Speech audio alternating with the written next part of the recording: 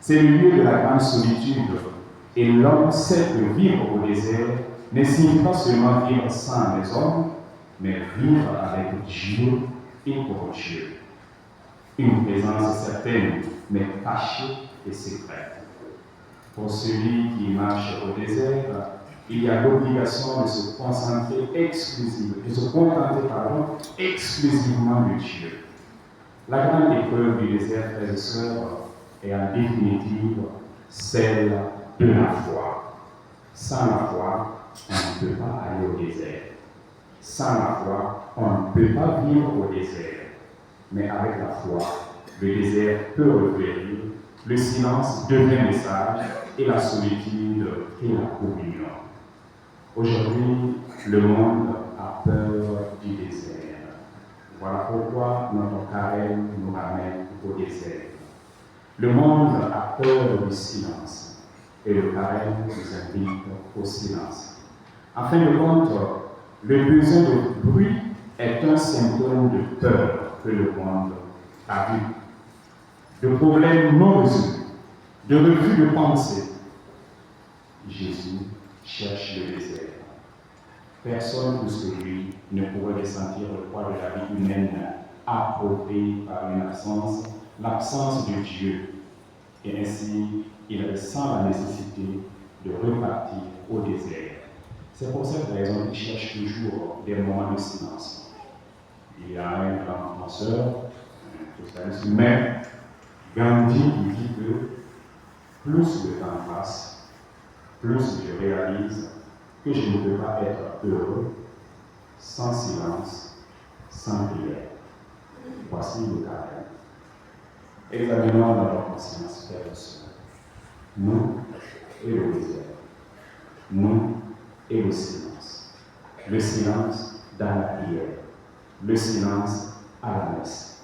Les moments de silence pendant la messe.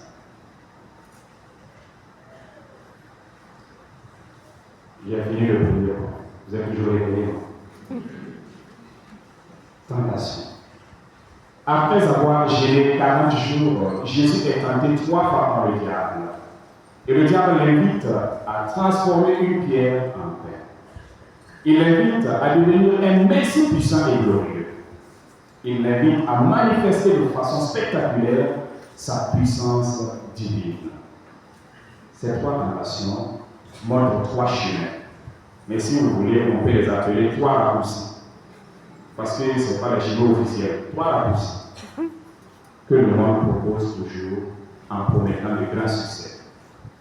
3 raccourcis pour nous tromper. Le pape François le cite comme ça en disant il s'agit de l'avidité de posséder, la gloire humaine et l'instrumentalisation de Dieu. Ce sont ces 3 raccourcis-là que le monde nous propose. Le chemin de l'avidité de posséder, c'est la logique insidieuse du diable et il part du besoin naturel et légitime de se nourrir, de vivre, de se réaliser, d'être heureux pour nous pousser à croire que tout cela est possible sans Dieu et même contre lui. Ce n'est pas le pain seul que l'on vivra, répond le Christ. Non, il est faux de réduire l'homme à son ventre. L'homme ne vit pas seulement le pain. Et Jésus ne nie pas la valeur du pain, mais rejette la folie de ceux qui veulent réduire la vie à la bouche. Pourtant, frères et sœurs, combien de fois soucions-nous seulement et uniquement du pain? Combien de fois nous nous soucions plus de nous sentir bien que de faire le bien? Combien de fois nous nous soucions du bien-être que du bien? D'avoir beaucoup plus, d'avoir encore, avoir toujours. Peut-être. Combien de fois avons-nous l'audace d'utiliser la religion pour cacher notre égoïsme? Combien de fois osons-nous demander à Dieu des choses superflues, des conforts nuisibles, des aménagements nuisibles? Dieu répond, l'homme n'est pas seulement de pain, mais de toute parole qui vient. La deuxième tentation, le chemin de la gloire humaine. Si tu te procèdes devant moi, tu auras tout cela. On peut perdre toute dignité personnelle. On peut se laisser corrompre par les idoles de l'argent, du succès et du pouvoir afin de parvenir à sa propre affirmation. Et l'on goûte l'ivresse d'une joie vide qui s'évanouit bien vite.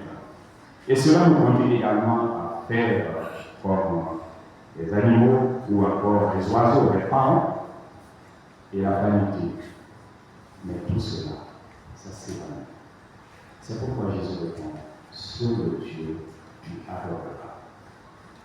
Le diable demande au Christ de ne pas se fatiguer, de ne pas paraître trop faible, trop doux, de prendre le pouvoir en main, d'utiliser la force. Il demande au Christ de suivre la logique de la ruse humaine. Et le Christ répond non. C'est l'homme qui doit suivre Dieu, car l'homme qui ne peut pas vivre sans Dieu. C'est l'homme qui doit suivre Dieu, car l'homme ne peut pas vivre sans Dieu. Sans Dieu, l'homme est en enfer. Mon frère, ma soeur, sans Dieu, je suis en enfer, tu es en enfer.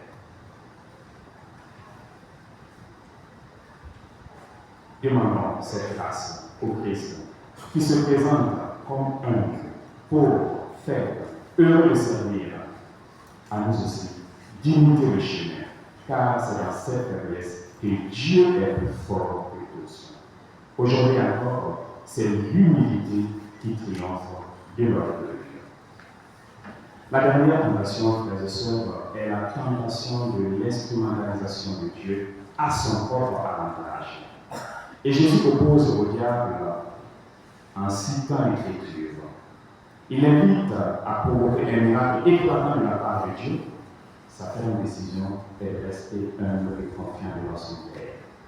Tu ne tenteras pas le Seigneur, ton Dieu. Il repousse ainsi une tentation qui est peut-être subtile, celle de vouloir mettre Dieu de notre côté, en lui demandant les grâces qui, en réalité, servent et serviront seulement à satisfaire notre orgueil. Voici, frères et sœurs, les chemins qui nous sont présentés, les raccourcis qui nous sont présentés, les facilités, les tentations qui nous sont présentées, avec l'illusion de pouvoir ainsi obtenir le succès et le bonheur. Mais en réalité, ils sont totalement étranges à la façon d'agir de Dieu. Ces chemins mènent à la perdition. Ils nous séparent même de Dieu parce qu'ils sont l'œuvre de Satan. Jésus, en affrontant lui-même ses épreuves, vint à 3 reprises la tentation pour adhérer pleinement au projet de Dieu. Et il nous invite les vaincre. Quelle est la manière? Quelle est la voie maîtresse? Quel est le remède pour vaincre la tentation, pour lutter contre les tentateurs, pour résister au diable, pour ne pas succomber au péché? Jésus nous dit, c'est la vie intérieure, la foi en Dieu, la certitude de son amour, la certitude que Dieu nous aime, qu'il est Père, qu'il est avec nous, et qu'avec cette certitude, nous pourrons et nous vaincrons toujours la tentation. Frères et sœurs, finissant, je voudrais juste évoquer 2 choses. La première, je voudrais attirer votre attention sur une chose intéressante que l'Évangile nous dit. Jésus, en répondant au tentateur, n'entre pas en dialogue, mais répond aux 3 défis uniquement à travers la parole de Dieu. Cela nous enseigne qu'avec le diable, on ne dialogue pas. Ce n'est pas un ami, ce n'est pas un camarade, ce n'est pas un voisin. Il ne faut pas parler. Avec le diable, on ne doit pas dialoguer. On doit seulement lui répondre avec la parole de Dieu. Que l'Esprit nous éclaire. Un autre détail de ce passage mérite d'être souligné. Saint Luc, dans l'Évangile, place les 3 tentations dans des lieux différents, si vous allez remarquer. Au désert, en haut, à Jérusalem, c'est presque comme pour suggérer qu'il n'existe pas de lieu sûr et à l'abri de la tentation. Le tentateur est partout, même à l'Église.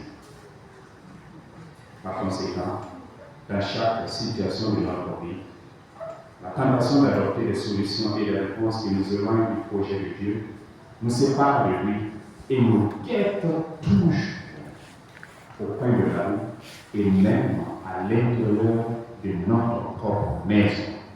Il peut avoir le tentateur et la tentation. Mais Jésus, confronté lui-même à cette épreuve, nous montre aussi le chemin. Ce que je disais tantôt, la vie intérieure, la foi en Dieu, etc. Frères et sœurs, le carême est un temps de grâce. Profitons de ce temps comme un temps privilégié pour purifier et faire grandir notre vie en communion avec le Seigneur, lui qui est vivant pour les siècles des siècles. Amen.